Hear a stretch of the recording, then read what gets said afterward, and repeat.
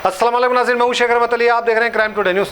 नाज़रीन, क्या कांग्रेस पार्टी 2004 में जो जीती थी और 2013 तक जो कांग्रेस पार्टी थी, क्या ये वही कांग्रेस पार्टी है या फिर कांग्रेस पार्टी कभी वक्त के हिसाब से, हालात के हिसाब से बदल चुकी है? क्योंकि एक भी मुस्लिम नुमाइंदा चुनकर नहीं आया है, कोई एमएलए नहीं बना है। हालांकि 2 या 4 लोगों को कुछ एमएलए का टिकट दिया गया था, लेकिन वो हार चुके थे।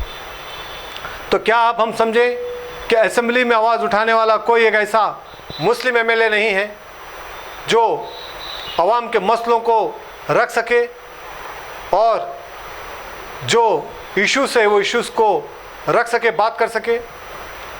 जिस तरह से 2004 में कई ऐसे एमएलए जो मुस्लिम एमएलए से जीत कर आए थे, तो हमें एक उम्मीद थी कि कहीं ना कहीं असेंबली में काम करेंगे।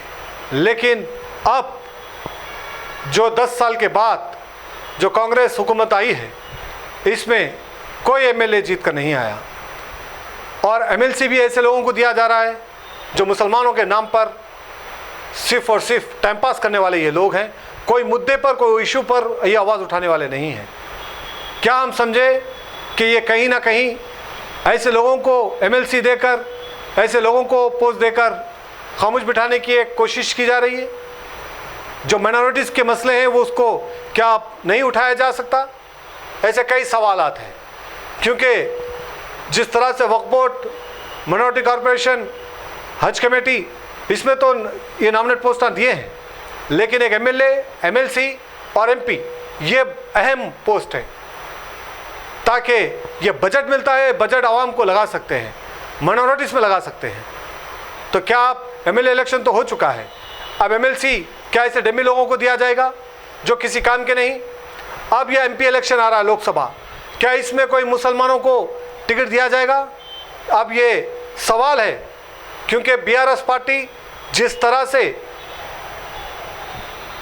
उनको मुस्लिम को टिकट दिया था, जैसे आमिर शकील थे, लेकिन आमिर शकील उन्हीं के इलाके में काम करने में नाकाम रहे और वो कभी भी असेंबली में आवाज़ उठाने में नाकाम रहे।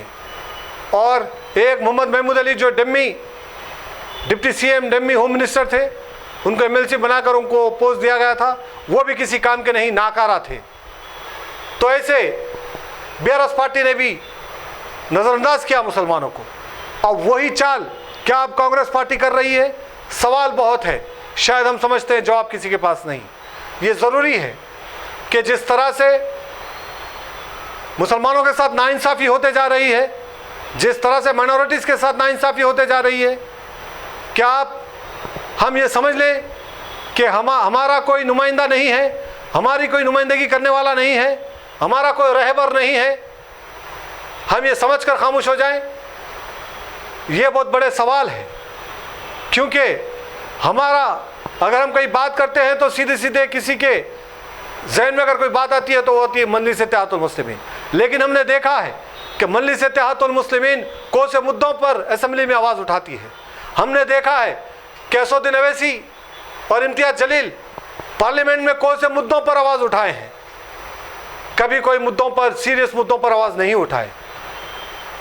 कभी ऐसे बातें किए हैं, लेकिन वो बातों का कोई भारतीय जनता पार्टी के पास अहमियत नहीं है, यानी कोई अमल नहीं हुआ इनकी बातों से।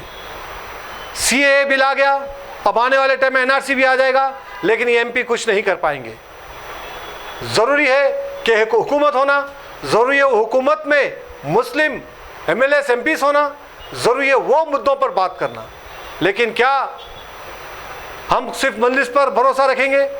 हमने देखा है कि जो एमएलए है वो एमएलए कभी भी कोई मुसलमानों के, माइनॉरिटी के ताल्लुक से कोई बुनियादी सवाल नहीं किए हैं, मजाकी तौर पर बात किए हैं। आज मुसलमानों की क्या हालत बनते जा रही है, माइनॉरिटीज़ की क्या हालत बनते जा रही है, उनका बजट कहाँ जा रहा है, ये तमाम चीज़ों पर बात होनी थी, लेकिन नहीं हो सकती और ना ही होगी, ये हम समझ लें। लेकिन क्या कांग्रेस पार्टी को मुसलमानों ने, माइनॉरिटीज़ ने एक भरोसा देकर, भरोसा रखकर इनको इख्तियार में लाया है? तो क्या अब लोकसभा में कुछ मुस्लिम को टिकट दिया जाएगा? एमएलसी में अच्छे काम करने वालों को टिकट दिया जाएगा, एमएलसी बनाया जाएगा, ये अभी देखना बाकी है। क्योंकि हमें ऐसे क़यादत की ज़रूरत नहीं है जो एयर कंडीशन रूम में बैठते हैं, अवाम से इनको कोई लेना देना नहीं है, सिर्फ इनको सिक्योरिटी होना है, इनको दिखावा होना है और रुपये कमाना है।